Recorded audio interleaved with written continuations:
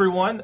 My name is Dr. Todd, and we are here with Gigi. Gigi has graciously accepted my invitation to be part of this summit. And viewer, what you're about to hear is fabulous information on military couples and conflict. So Gigi has had a lot of experience in this area, and she's going to kind of delve deeply into conflicts with military couples, how the problems arise, and what are the specific strategies we can do to address these conflicts. So, Gigi, before we begin, tell us a little bit about your professional background.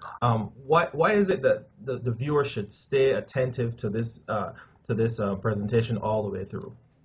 Well, if the viewers are actually really interested in the military population in particular, I think as a professional, I have the experience on both ends. I actually am a veteran, so I served in the Hmm. United States Army. Okay. And while I was actually in the military, I provided therapy for couples, providing couples therapy. I worked in the department where they offered services for child abuse and domestic violence. So I have an array of experience as it relates to dealing with that specific culture because the military culture is so different from what most Americans actually experience. And you couple that with conflict in the relationship, and so you have a whole bag of tricks that you have to come up with to kind of fix those very specialized issues.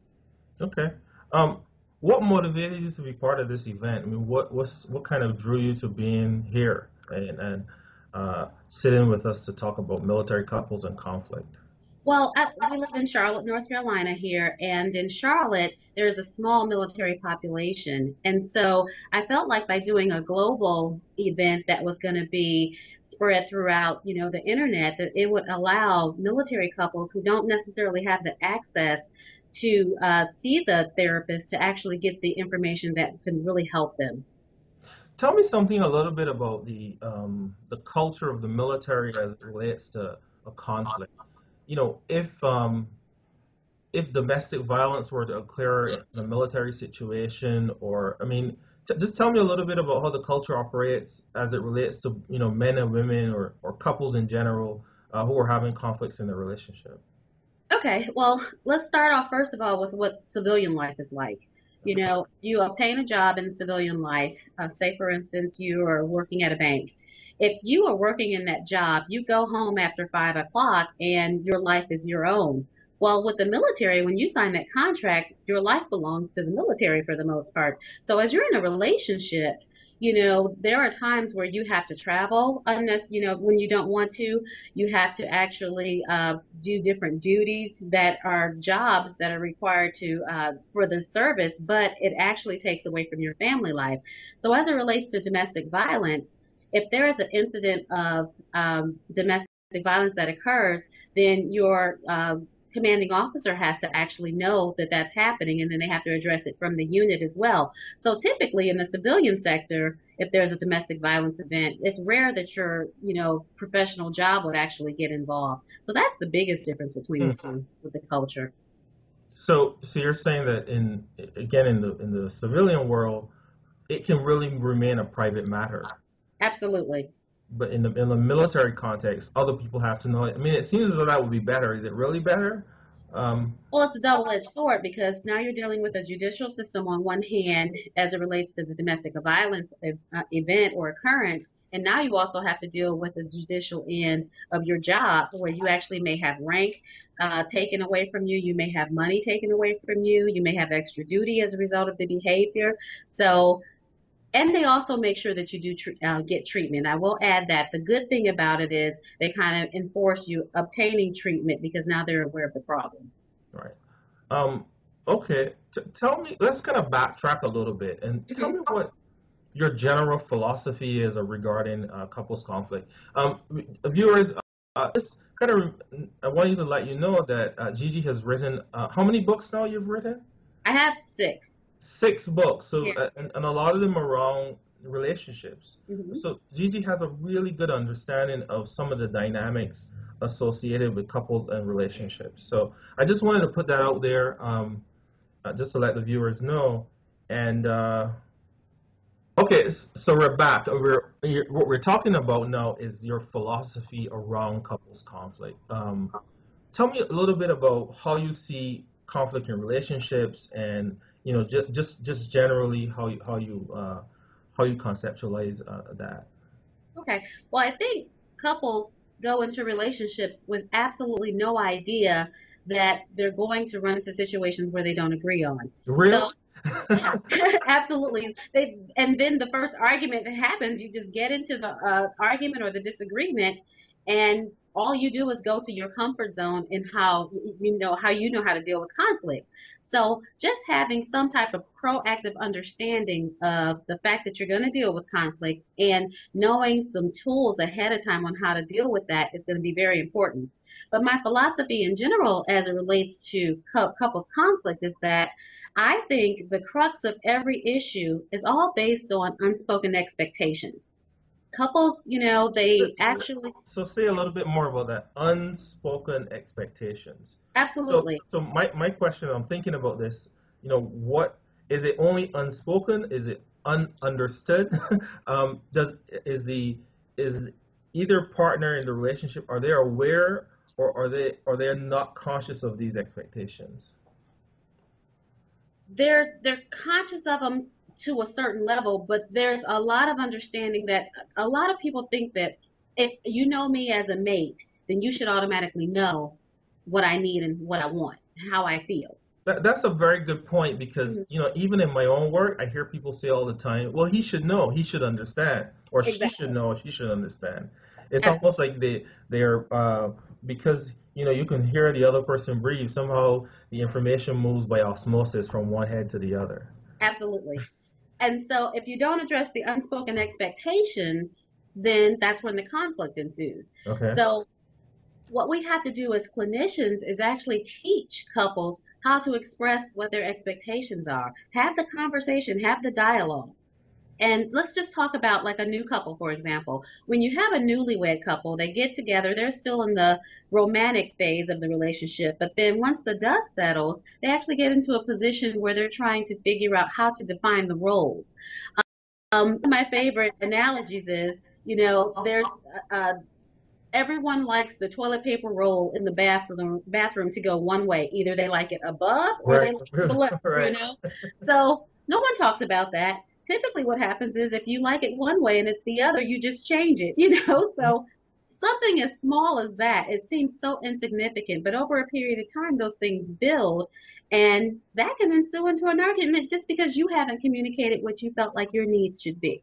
Right.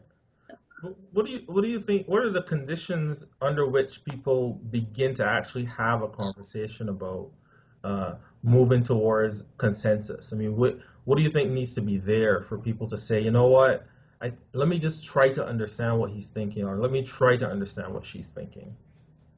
Well, I think again, when it's new, couples should try and maybe do try to figure out how do we get along, how do we work this out, and how do we move forward.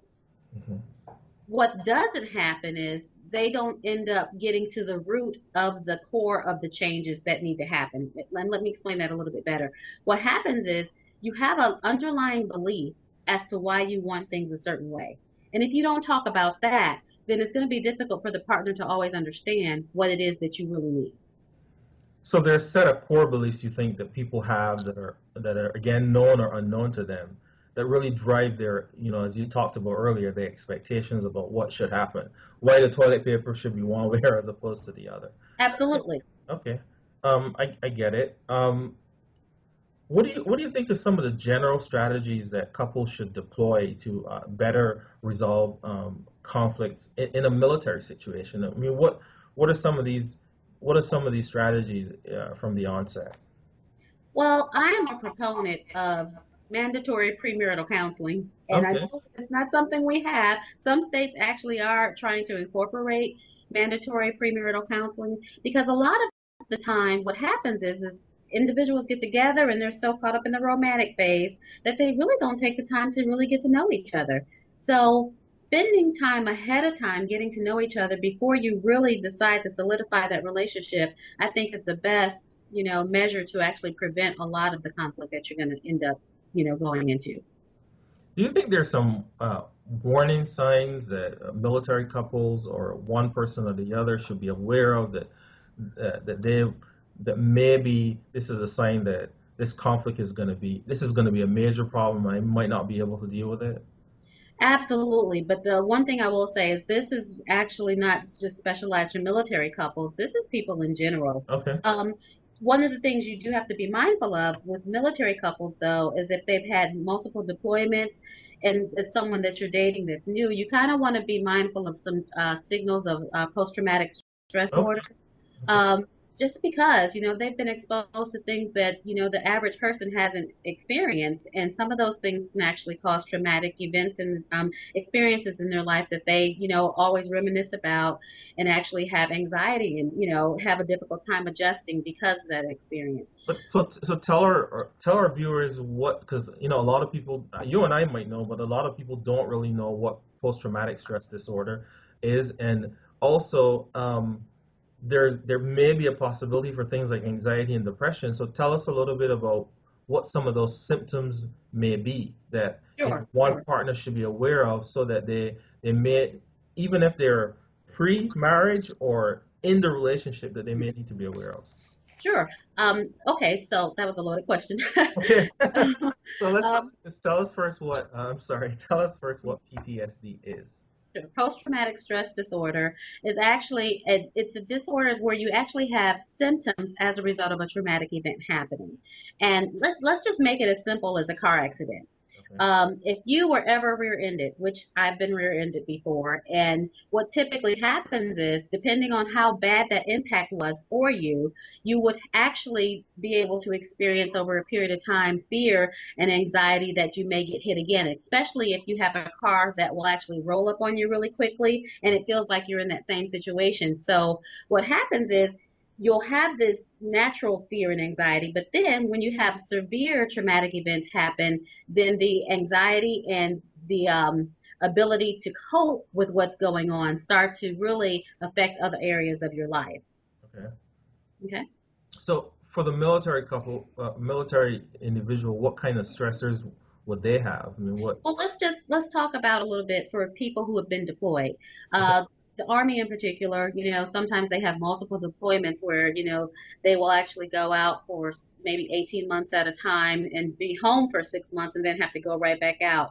So with the multiple deployments, that one in itself is a stressor, not necessarily causing post-traumatic stress disorder, but when they are away, you remember they're in a war zone. And although they may not actively be fighting, there's always the fear of what may happen. You don't know who your enemy is. You always have to be hyper alert. And then sometimes you actually have experiences where some of your colleagues have actually gotten hurt and you've been witness to that, or you've gotten hurt and you survived that. So there's so many variables and things that can occur that could cause this post-traumatic stress disorder. What? And with that, go ahead. Go ahead. So, what do you think the one of the partners would see that would tell them, there's something here not right, and this could potentially create conflicts in my relationship? Sure. Anger outbursts, certainly. Okay. One. Isolation, Mm-hmm. depressive symptoms such as sleeping a lot, behaviors changing, maybe excessive drinking, maybe taking prescription medication. There's so many different things that can happen. I'll tell you one that's really intense, and it's called hypervigilance. Okay. And this one is really important because it's where the soldier in himself, he's so used to being at this high level of anxiety that it's where he functions at his best. Hmm. So, like I was in Fort Bragg and stationed in Fort Bragg, you'll see a lot of guys with the souped up cars, and the racing is really important to them. And that hypervigilance is what they need in order to still feel normal. Okay. And so that's also a sign, of post traumatic stress disorder. Okay. Mhm. What about things like depression and anxiety? Is that something too that could connect with conflict in the relationship for the military couple? Well, absolutely. I mean, it's good. Yeah, because if you're depressed, sometimes you don't want to connect with the family, and that can be a problem for the wife or the husband because women, experience these same things because they serve in the military as well. Um, Anxiety can also cause, the soldier or the service member the notion that they don't want to go out into public places. and it just causes a strain on the family. So that's where your conflict begins. Because also, if the family member doesn't know how to relate to that, they're trying to get them back to a sense of how they used to be before they left for the deployment. Does the military have treatment programs in place? Oh, absolutely. They have plenty of programs. The military is really working to make sure that the military personnel are actually getting what they need as it relates to transitioning back into the civilian sector and making sure that these mental health issues are being addressed. Okay. Mhm. Um, Give us a little bit of an understanding of why you think that uh, conflicts in the military with military couples need a better understanding. Why is it that, as a general population, as a couple, why is it that we should care? I mean, what are the risks associated with being married to someone in the military or being in the military as a couple? Sure. Well, we should care because they're fighting to keep us free, you Right. know. Um, so that's really important. What the service members in the military do for us, as Americans, it doesn't get enough appreciation to me, enough glorification because they serve every day, whether they're in the war zone or not. They have signed a contract to serve and protect like no one else. So I think that's really important.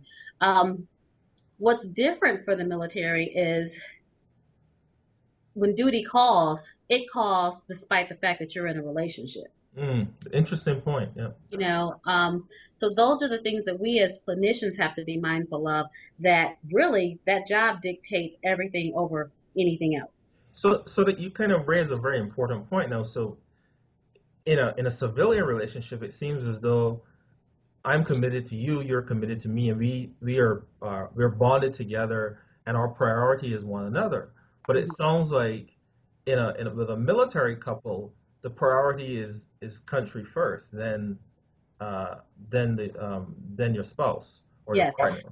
there's an old saying, most, are you familiar with the term GI? Yes, yes, As yes. it relates to the military. So not sure if you understand what that means. It's Right. called government issue. Issue, right? Means, so that in itself speaks to, the mindset of what that means for the military. And the saying that I used to always hear when I was in the military is that if the military wanted you to have a wife or a husband, then they would have issued you one. Right. The system isn't set up or designed really for couples. So, you're already fighting against a system that's not meant for the relationships to work. But I would like to add that a lot of relationships do work. Mm, So, yes. okay. Mhm. What are some of the common misconceptions about couples conflict and military couples? I mean, maybe one of my misconceptions would be that it's harder for these relationships to work, and you just kind of said there that they do work. So, what are some of the misconceptions people may have about military couples and the conflicts that they may have? I'd say probably, you mean as clinicians General in population, yeah. general population, that that military individuals don't put thought into who they marry, Mm, you know, um, and I will say from experience, that a lot of it's a lonely place. If you think about it, just imagine a person coming into the military at the age of 18. It's your first time away from home. You go to these duty stations, and let's just say you're not a very, social person. So you're going to these duty stations and you don't know people. It's really hard to connect. You may not get along with your unit. So it's a very, very isolating type of situation. So sometimes people marry because it's the logical thing to do. As well, and I don't even know if civilians even understand that, so I can't even say it's a misconception, but sometimes people just don't know each other. So you're saying that it's a misconception that people marry without thinking about it? Is that what you're Yes. saying? Or there's also the notion that the military couples get together because it's going to be better for them financially, Mm, because it increases what they actually can make financially, because you get allowances for housing if you are now married as opposed to being single and living in the barracks alone. okay. So, so I got another question for you that's really not on our script. So it's kind of off the cuff. What spouses living stateside and um, their partner is deployed somewhere around the world. What you have some awareness of some of the conflicts that occurred then in those situations, those distance relationships? With military families. Hmm. And one of the issues that you end up dealing with, a spouse actually is deployed, is now, for instance, it's the first deployment. So Hmm. it's the first deployment and it's a new family. They have a baby. Now, that wife who may not have been the primary person who was actually responsible for paying the bills now has to learn how to do all of these things. Hmm. So that's a huge and a tremendous stressor. Now you couple that with what the children are going through emotionally because now they're missing, their spouse, I mean, their parent, and it's just a myriad of issues. And so then the military personnel, they actually end up calling in, trying to manage the home from afar, and then you have a conflict with that sometimes. So it's really tough. Okay. Um, how do you think these conflicts differ from in terms of age? I mean, if you have a young military couple as Mm. opposed to an older military couple, how do what types of conflicts would a younger military couple have as opposed to an older couple? Any thoughts on that?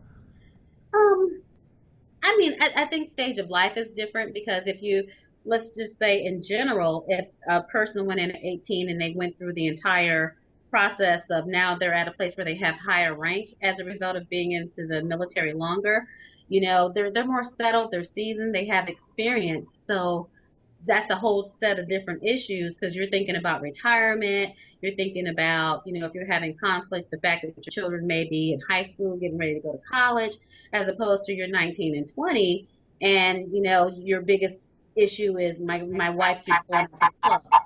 Right. Okay. Yeah. Um, what do you think that there's a difference in the conflicts between how men perceive them as opposed to how women perceive these conflicts in our relationships? You mean how they perceive conflict?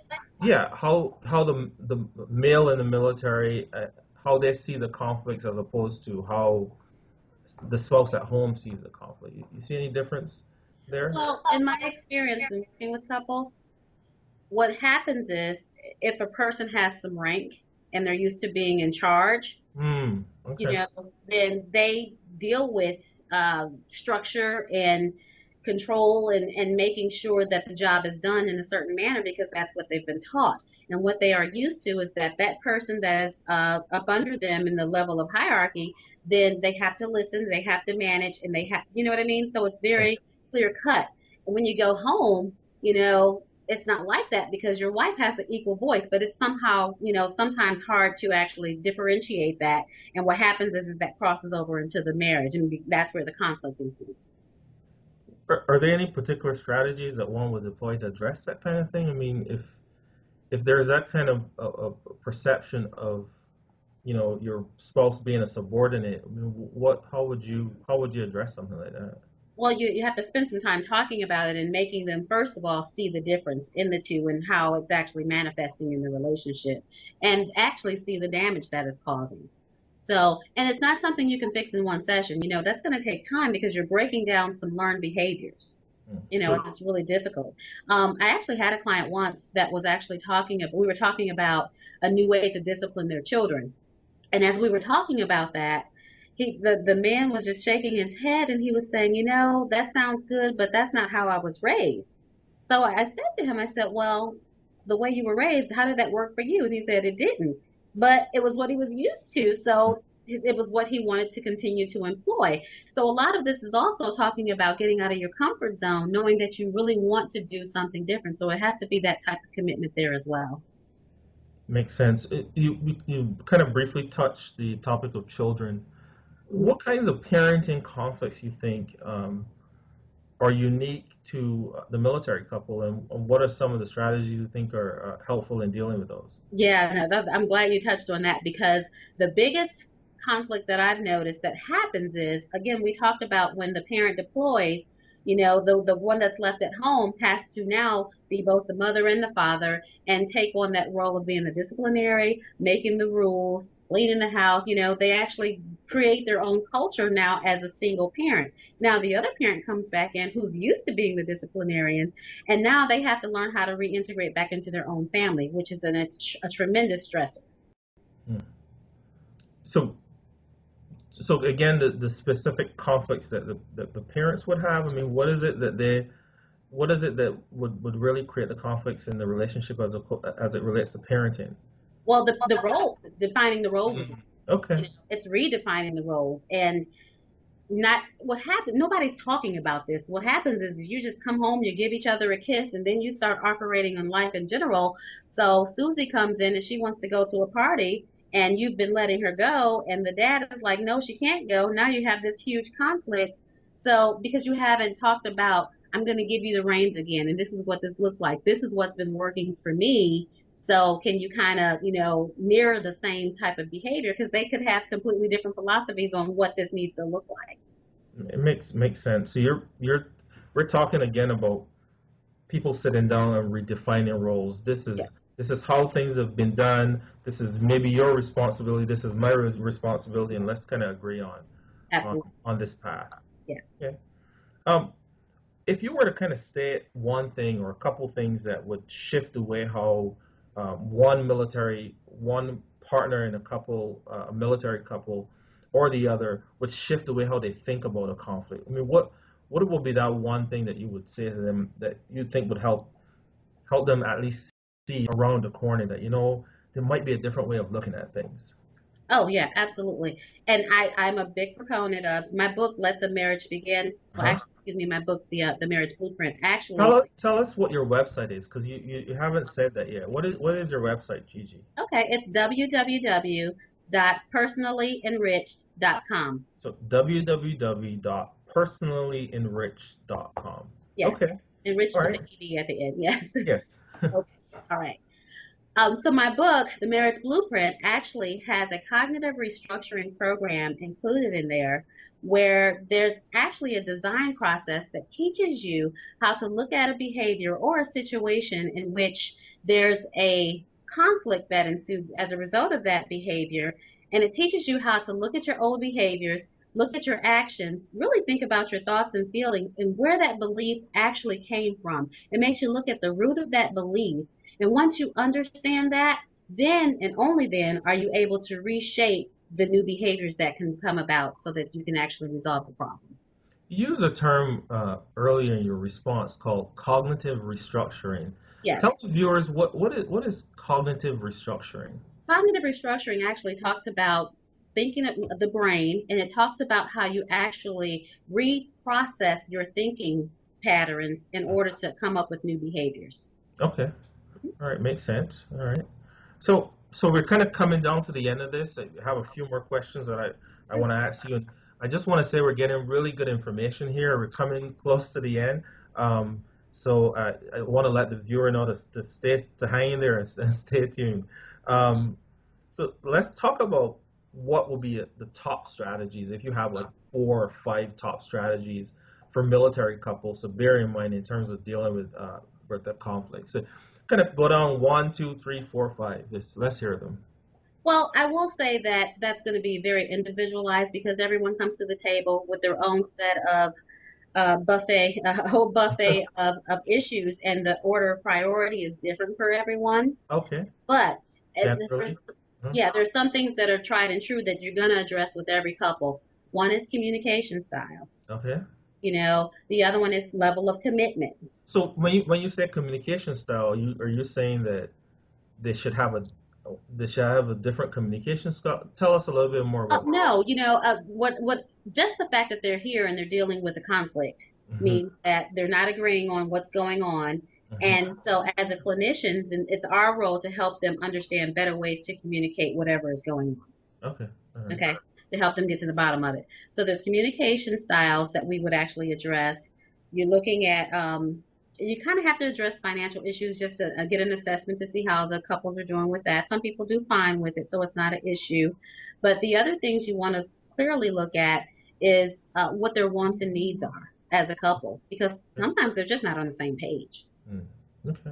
Hmm. Anything else? So you're talking about communication expectations. Any other thoughts on things that can help to resolve conflicts? What about how they interact with the military? I mean, are there things that they could do from that level? They can get education. There's a lot of support groups that can help, like the person that's at home. So I would say be actively involved.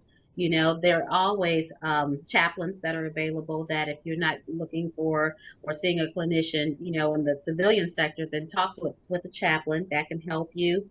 Um, and it depends because sometimes people are in their units and they're just not happy there, you Mm. know. So trying to figure out ways that they can actually get involved in their local community so that they can have a life that they're actually thriving in. Is the military couple free to access services outside of the military? Say if they wanted to go to a specialist in a couple's conflict that is not part of the military and they wanted to go out and do that, can they do that? Is that Well, they have what you call TRICARE insurance. Like okay? most, you know, anyone who's employed has an insurance carrier that they actually work through, and so they would have to probably more than likely be approved by their physician, their Okay. general practitioner, to actually seek that particular help. Now, there's also military one source services for all military personnel that is completely confidential, and they get free sessions through there, and if they get that for the parents, the family members and the actual service member and the children, and that's a free service for them. Hmm. Good to know. Um, Hmm. what do you think of some of the blocks? So what do you think of some of the barriers to resolving conflicts for the military couple? I mean, what are some of those barriers? Probably access to treatment, but I think that's changing is one of the barriers. The biggest barrier is, I believe, a lot of the people who are experiencing like severe post-traumatic stress disorder or major anxiety issues is they're keeping it to themselves. Mm. So the biggest issue is just not talking to anyone about it.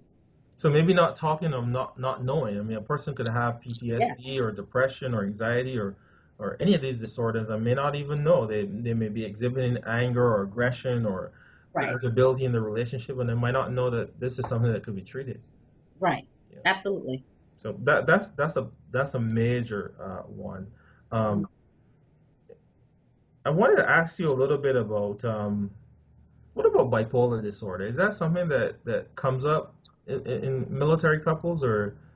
Well, you know, I mean, bipolar disorder or any mental health disorder, you know, anyone can be subject to having a diagnosis based on the behaviors they exhibit. So that's not anything particularly, you know, specialized for military personnel. Can someone end up being in the military and obtain a bipolar diagnosis? Absolutely. But that's not something you typically would see, but it can happen. Okay. Um, if you were to give, last question, if you were to give the military couple some sage advice, I mean, what would you say, tell them regarding conflict? Just give them some out of some of your 20 years of wisdom. The biggest thing is talking about your vulnerabilities, being candid with each other. I can't say enough about really almost like having a meeting with each other and sitting down and talking about where are we going as a couple? What's our future plan? Can we be on the same page with almost every issue that we will encounter as it relates to finances, you know, relationship styles, you know, the family that we deal with, and just really hashing all of these things out and making sure that they're on the same page. Sounds like really, really good advice. So Gigi, I want to thank you very, very much for spending some time with us. You really gave us a path towards um, to better addressing conflicts with a military couple, and you've given the viewer some direction in terms of where to go to address these conflicts. Hmm. If a viewer wanted to find you, if they wanted to access you, I know that you are in Charlotte, Yes. North Carolina, but if they wanted to find you, I mean, where could the viewer where do they have to go to kind of get some Sure. some sense of what services you provide? Sure. Well, they can check out my website first of all, which is www.personallyenriched.com. Hmm. And I do have an office that's located on Mallard Creek Uh, Road in Charlotte, in that area. And if you're going to actually post something, I can give you my phone number, but I'll give it to you now. I actually may be reached at 704-968-2253. And Correct. it would be my pleasure. I love working with military families. It's my passion. And I love working with couples in general, because everyone needs some help sometimes. And it's our job as clinicians to help you get over those humps. Much appreciated. Thank you again for spending some time with us, and goodbye. Thank you. Have a good one. You Take too. care. Bye.